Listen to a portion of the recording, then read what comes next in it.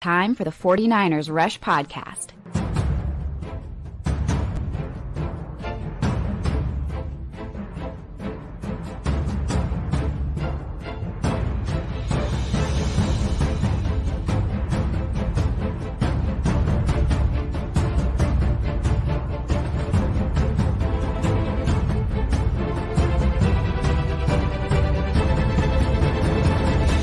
And here's your host, John Chapman.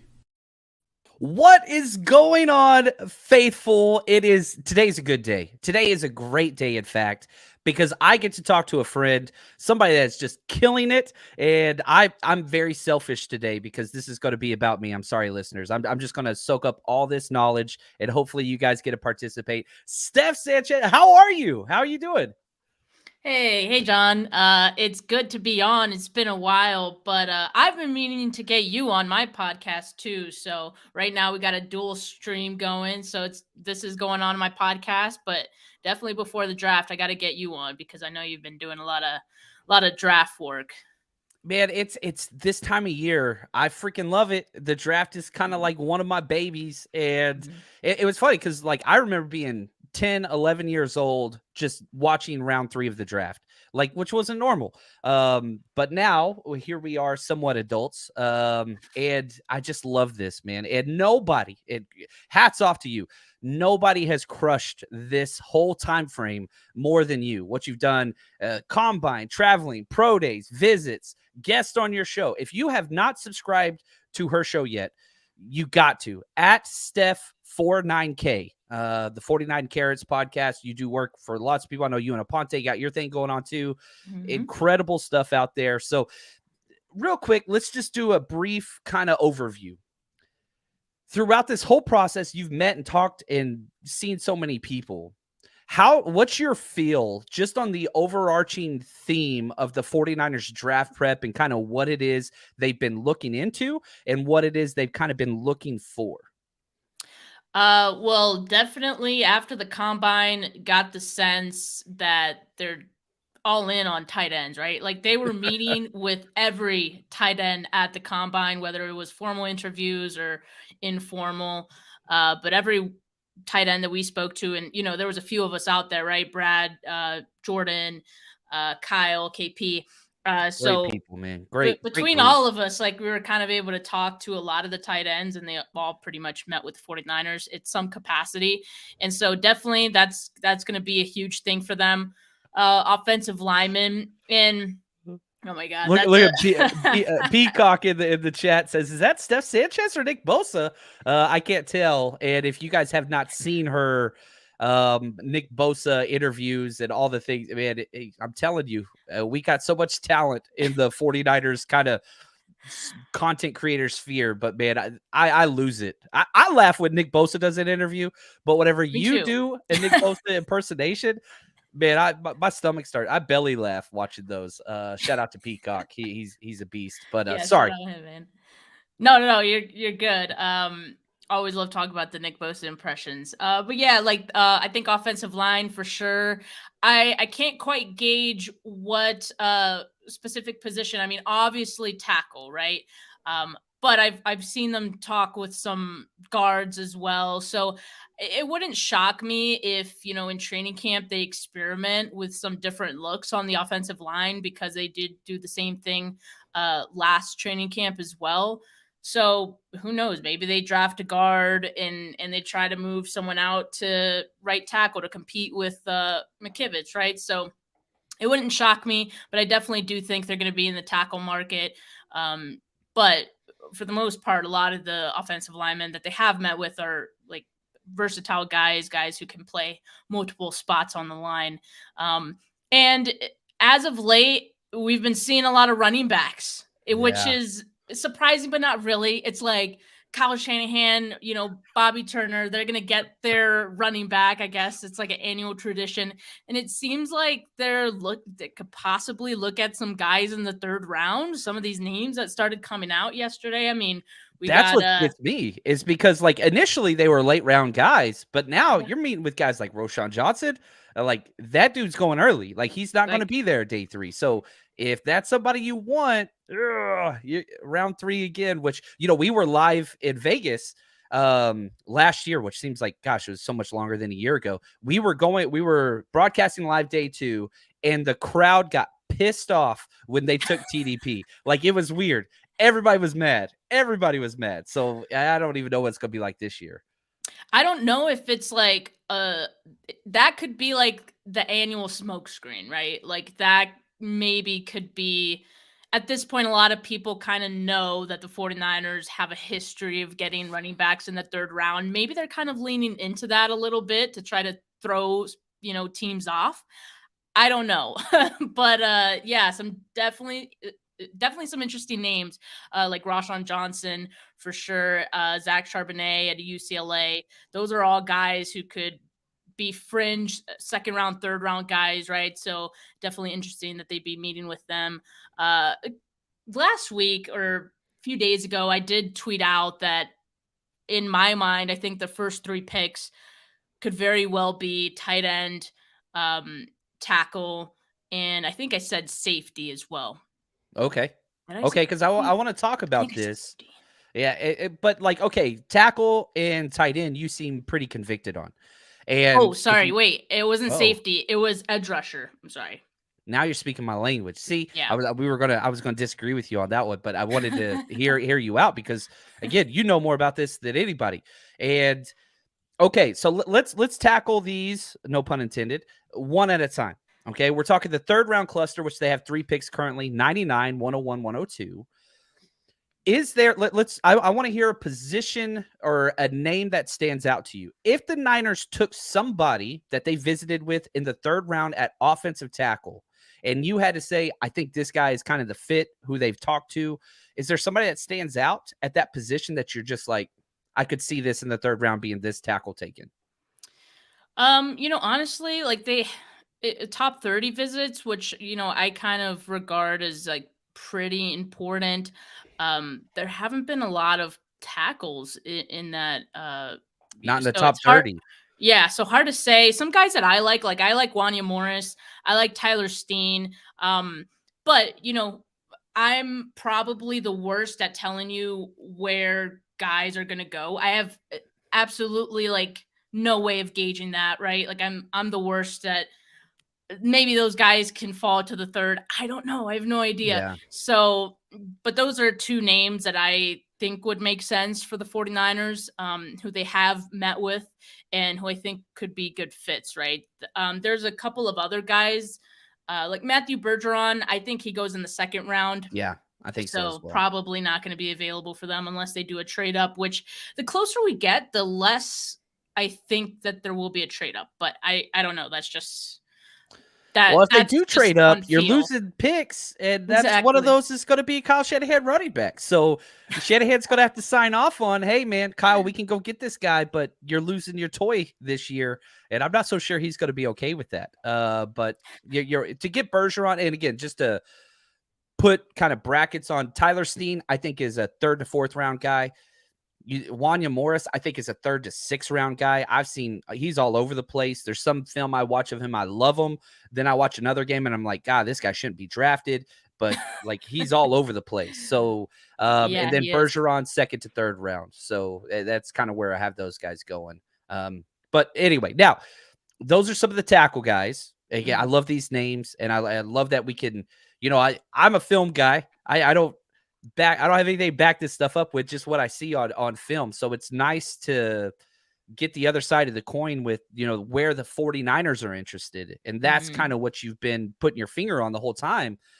What if we go over to the edge spot? Let's stay on the defense, stay on the line, but let's go to the other side. Who are some edge guys that you have kind of heard or the Niners seem to be pursuing?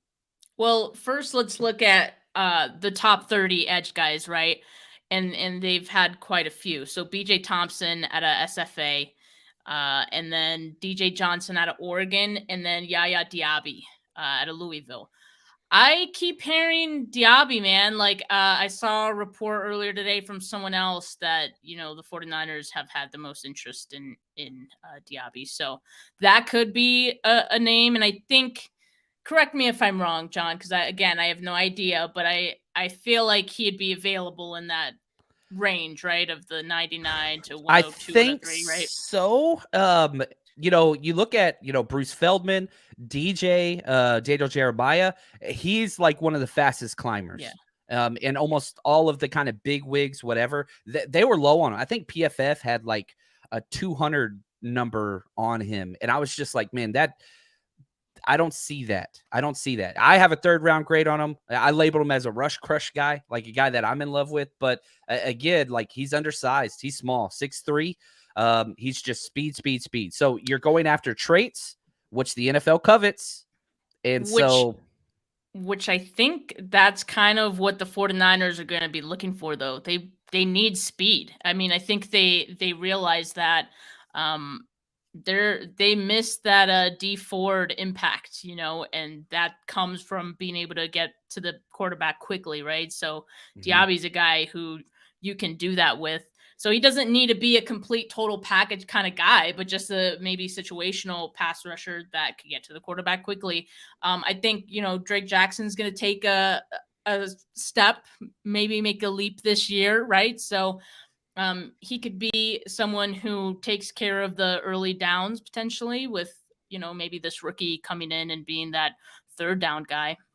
Yeah. And that's the thing. Like when you're looking at edge guys, and again, we're picking late 3rd. This is essentially a 4th round pick. You're sacrificing something, because if they were perfect prospects, they'd be going much earlier. So you're either getting somebody that is a production type player, but traits aren't there, or you're getting a traits guy whose production's not there, or the frame. Like you kind of have to pick and choose. And I really hope they come out of this draft with 2 edges and 2 tight ends. We'll get to tight ends in a second. But Yaya, that's a name I'm very high on. It's just if he is there, I think he will be there. I think Niners get a shot at him. So other edge guys that kind of stood out to you, talked about DJ Johnson out of Oregon, right? Is that Oregon? Yes. Yeah. Oregon. Yep. He was a fun guy. And I know Wayne Breezy, he's huge on DJ. He's talked a lot about him, 6'4", 260. That's a little bit of a later round guy. I have a 4th round on him. But again, Niners don't have a 4th. So if you want him, you got to kind of jump up. And, if I was the Niners GM, if I had 2 or 3 of these edge guys, I would wait until there was just one left. Then I'd try to jump up and get them.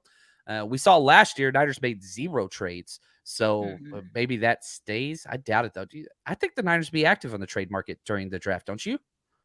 Yeah, I mean, they could be. We've seen that if they really like someone, they're not afraid to even reach for the guy that they really like. And because, they don't have a 4th, like you mentioned, because they don't have a 2nd and a 1st, they could feel more compelled to move up to get the guy they want, because I feel like they might get a little anxious, right? Not having picks in the first 2 rounds. So, they might want to make that move. The thing is that the picks that they do have, I think they have one of the least amount of cumulative value, like all of their draft picks together in the draft. So that would make it hard, I think, to kind of package something. Not impossible, but, it has to make sense for the team too, where they don't feel like they're giving too much up. But it's possible, definitely. Yeah, Big Papa says, the last 2 draft years have been different, right? So in 2021, we had a lot of young players because people were coming out early because of COVID. Trey Lance, right, was literally 20 years old when he was drafted. Now, with the 6-year COVID exemption, we're getting older players. Yeah. We're getting guys like Charlie Jones, wide receiver, Purdue, who literally played for 3 colleges and is about to be 25, 3 years older than Trey Lance, coming in as a rookie. There's a lot of those types of guys. Luke Schoonmaker, tight end, who the Niners, I think, would be a perfect fit. He's 25. So it's weird how COVID has impacted this, because you're not getting near as many young guys, which the Niners take into account age big time with their prospects. Drake Jackson, very young. They get a lot of young guys. So that's another thing to look at. And, Steph, you're somebody who you meet with these guys. You had one of my favorite players, Akina, on your show. Was it yesterday? Yeah, it was just yesterday. Time is coming to a standstill as draft gets closer and all these rumors keep going. But talk to me about Akina real quick. We're talking about edge guys because he's one of my favorite players out of Rice. What were your thoughts meeting with him, talking with him, your overall just kind of evaluation of who he is as a person? Yeah, as a person, he seems pretty, laid back, kind of quiet, but all about football, you know what I mean? Like sometimes you just know with some of those guys, Nick Bosa is kind of the same way. Maybe he can't have like the longest conversation with you, but he's gonna put it all on the field. So he kind of struck me as that kind of guy.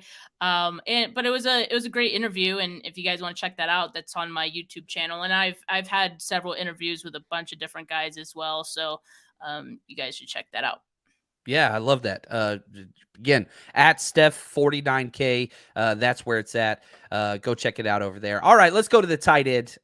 We love our tight ends in Kyle Shanahan's offense. What are some of the guys that the Niners have pursued or met with and tried to find out kind of who they are that stand out to you? Yeah. So again, let's start with the top 30 visits. Surprisingly, not a ton of top 30 visits with tight ends, and the ones they have brought in, a lot of them are not ones like the top ones that everyone is talking about. Braden Willis, I think, is one guy that a lot of people have mentioned for the 49ers. He had a top 30 visit. That one I think strikes me as really important because when I spoke to him at the combine, I had asked him if he had met with the 49ers. I believe he said it was a formal interview. I asked him how it went. He said, I love them, they love me, is what he said. You don't usually get responses like that from a player. Usually it's just like, yeah, it went well. But for him to say that, I think, said a lot. So yeah, that could be something. He even said like that could be a relationship going forward, but we'll just have to see is what he said. So keep an eye on that one. Like I definitely like highlighted that one, put a star next to his name after he told me that. And, certainly after he had the top 30 visit with the 49ers, once again, I was like, okay. And so they also met with Joel Wilson out of Central Michigan. Hadn't heard much about him before the top 30 visit report. And admittedly, I haven't done a lot of, watching him, right? So I can't say much about him. Ben Sims out of Baylor as well. Another kind of like low end or low key kind of guy. You don't hear his name too much, but clearly the 49ers like something about him.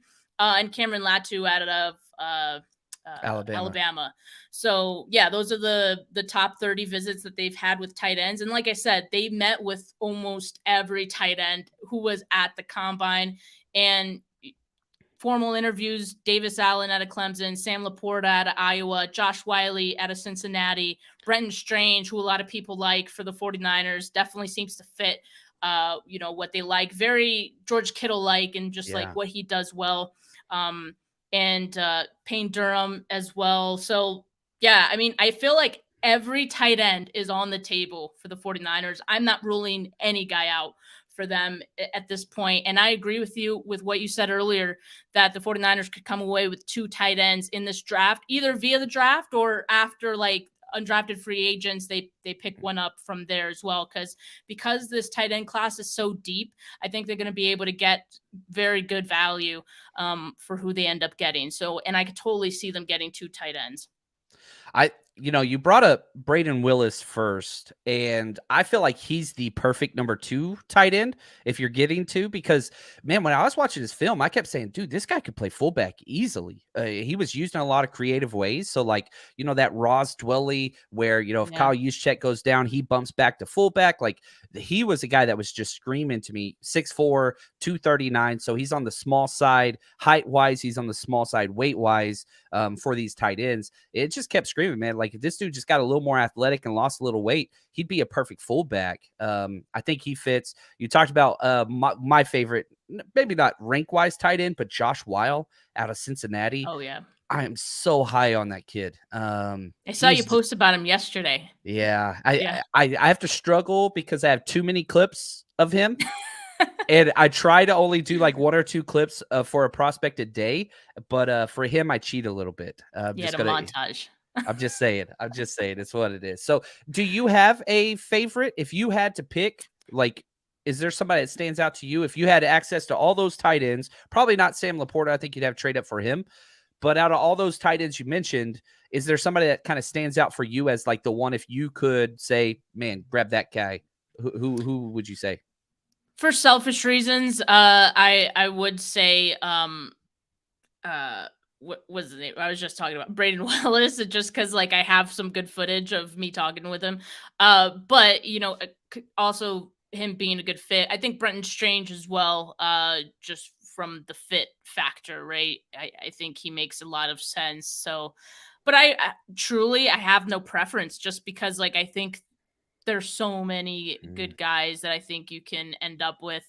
And, I feel like the 49ers are going to find someone, they got George Kittle after all, right? So I think I'm going to trust them and their judgment on who they pick for a tight end. In Shanahan, we trust. That's kind of the way it's got to go. Josh, 49ers Faithful Forever, asks, who is your draft crush, Steph? Is there somebody that stands out, whatever position, somebody you met or not, that you're just like, man, I really hope the Niners get this guy? I don't really have like a huge like draft crush or anything. John, you mentioned you're not really as much in tune with like the reports of the draft, but you're very in tune with the film. I'm the opposite. So I've been like so focused on these reports that I haven't even really dived into a lot of tape. So I think it'd be unfair to say like I have a draft crush without, having looked into these players' films a whole lot. But I will mention someone who I did have on my channel who I know the 49ers have met with. And he could be someone who they get in the later round or a priority free agent who I really like is Ty Okada. And he just seemed like a 49er in speaking with him. Very, very blue collar. He's a safety. He's a safety and he could play nickel corner as well. He's out of Montana State, so smaller school, but definitely someone who I think just fits the mold of what the 49ers would like. So that would kind of be one of those guys. But Michael Wilson out of Stanford as well. I have a lot of guys that, I do like. Stood out at the Senior Bowl when I watched them, or stood out at the Combine when I talked to them, right? But yeah, nothing that I base solely just on film, unfortunately. Right. So yeah. Nothing wrong with that. I want to say thank you to Corey Soto for the super chat. He says, in my opinion, Phantom is a choice. It's not hereditary. Is there anything the Niners could do to persuade either of you to disown the fandom? Oh, that's an interesting question, Corey. I'll say this. I am very, very proud. My kids, I bring them to the game sometimes when we can make it work and all that stuff. I love buying them 49er stuff and seeing them wear, amazing humans. And one of my favorite things about the Shanahan Lynch era, it post Reuben Foster, I feel like they learned their lesson. They don't want to mess with that off the field stuff. Like, and that is something that, like, man, I'm proud of that these players, they bring in high quality people that do great things on and off the field. Guys like Eric Armstead, and so it's frustrating whenever I do some of these draft reports and I'm like, yep, Niners aren't drafted this guy. Not happening. Like, he is not going to be on their board. I don't want to put those names out there. I don't want to, but I'm proud of what the Niners have put on the field and the humans that, they bring around. But if that changed and, they went after guys like, I don't know, the Cowboys or, the Chiefs, how they just really do not care if people lay their hands on women or children, that's crazy to me. But that would be my answer. Steph, do you have an answer that goes along with that? Yeah, that's an interesting question. I think it would be pretty tough for me to completely disown, the 49ers, just because I love them so much. And I don't think my love for the 49ers comes from like one particular player, right? Mm-hmm. Or one particular person, if that's like in the front office or something like that, right? So I think it would take a lot. Like it would have to be an entire like organizational thing, like Washington, like I'd be on the borderline there. But even then, like you see people who are Washington fans who have stayed through all of that, right? Just because they love the team, right? Yeah. So even though there's crappy people in the building, it's like, God, you still love the team.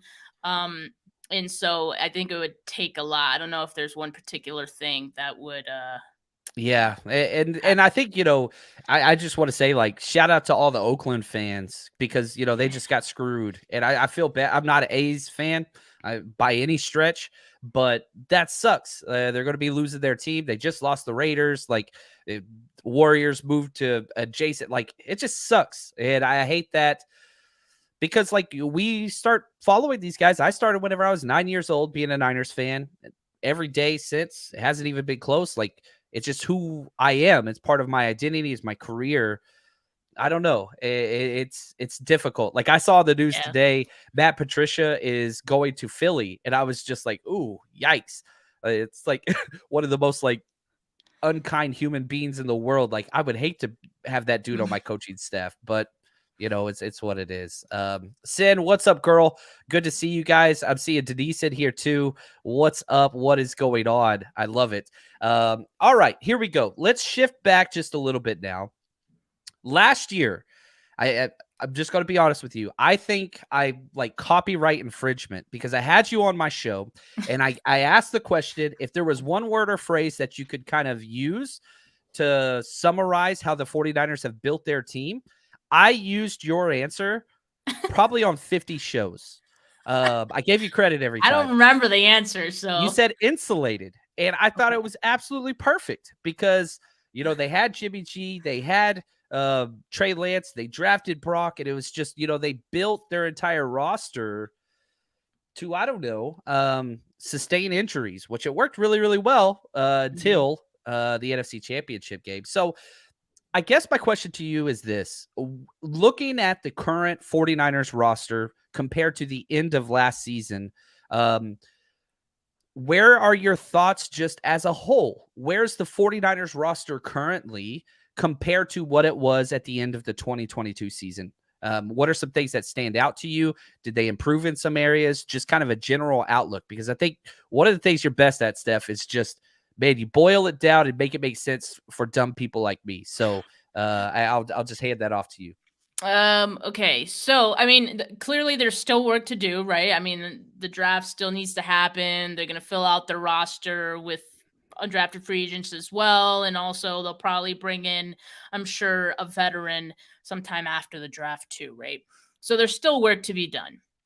But I do think the 49ers are getting to a point, and I'm sorry if this needed to be a one-word answer. It's not going to be. I love this. You just go, girl.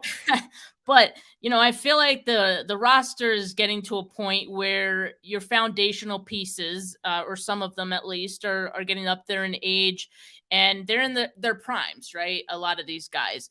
So I think there is a sense of like this being a window, and especially this season feels like very important for that.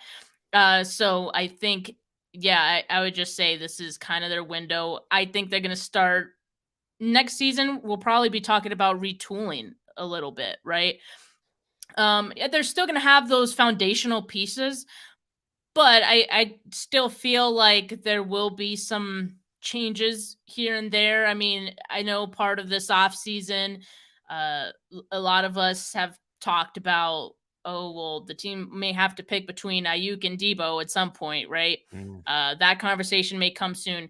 The 49ers going to be getting a tight end or two, does that spell the end of George Kittle at some point, right? He's 30, right? So, I think those tough conversations are going to be happening. And so I think the next year's draft and drafts after that are going to be, very important for this team. But it definitely feels like there's a window here, right? That I don't know if it's closing, but it's definitely open right now, It's and I feel like the way the Niners have built this team is, they want both. They want it's 1 foot on each side. Win now, don't jeopardize the future too much. And so I like that. And so, man, Eddie, he says, man, I'm tired of the Ayuk trade rumor stuff. He is so useful, especially the blocking. I don't think that decision needs to be made anytime soon. And very similar to how I feel about Trey Lance. Like, I don't think now's the time to trade him.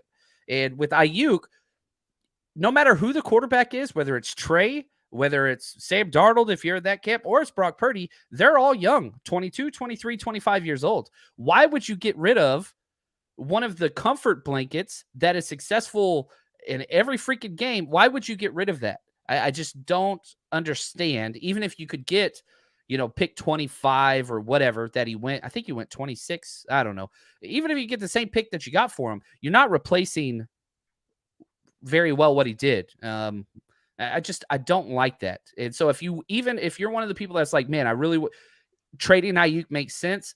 I don't think that makes sense till next year. I don't know. What are your thoughts on that?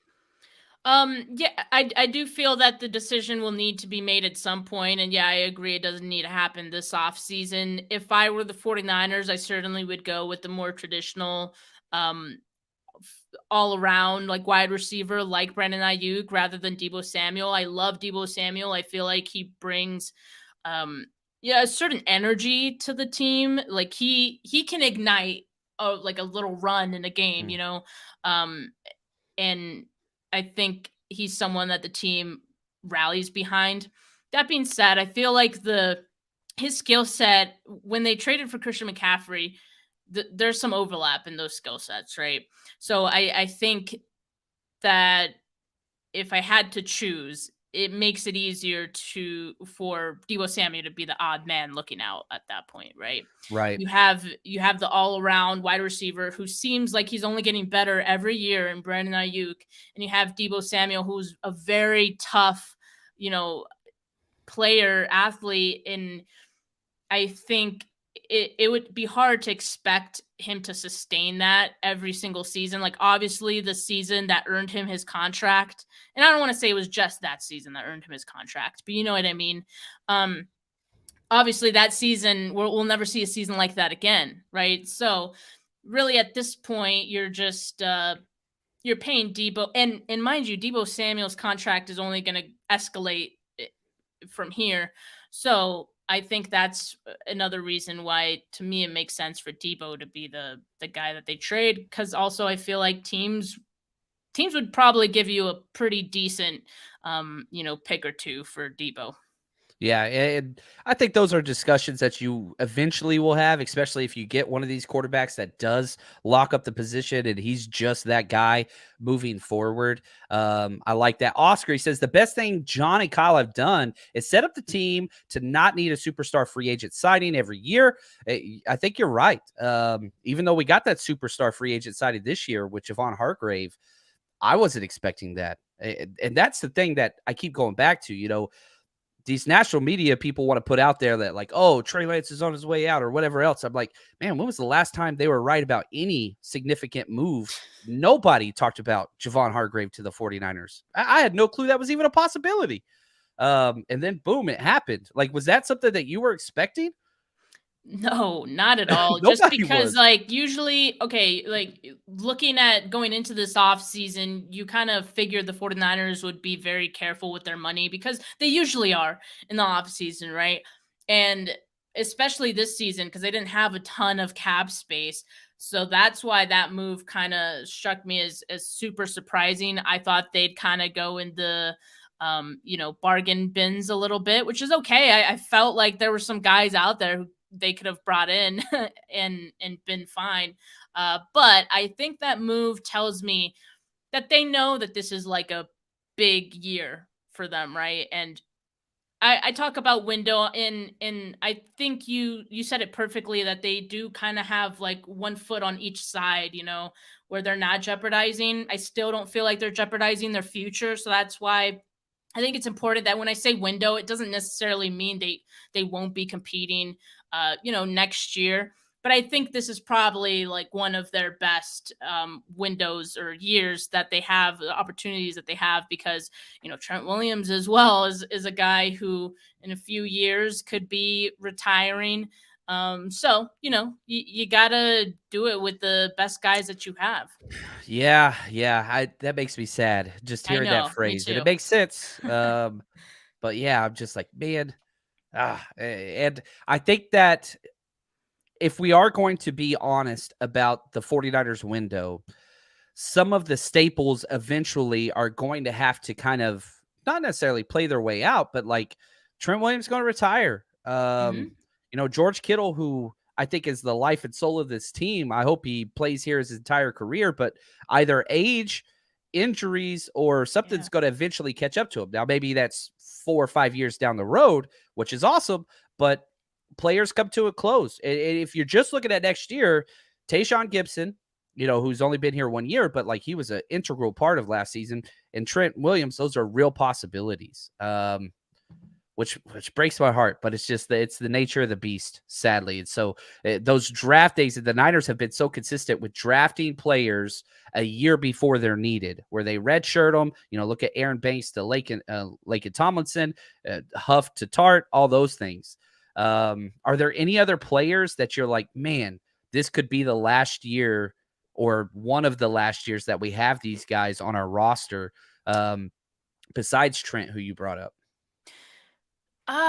Oddly, no. Like, I don't think this year. Maybe like next year. I don't think there's anyone going into this season that only has 1 year left on their contract that I don't think they're going to bring back. That's like a foundational guy, right? Right. So I feel like they'll be okay this year, but I think starting next year we'll probably have more of those conversations. But I think some of us already have it in the back of our minds, right? Because if you're the 49ers and you're looking at this draft, you do have to start thinking about those things, in advance, because you're going to have those contingency plans before those things happen, ideally.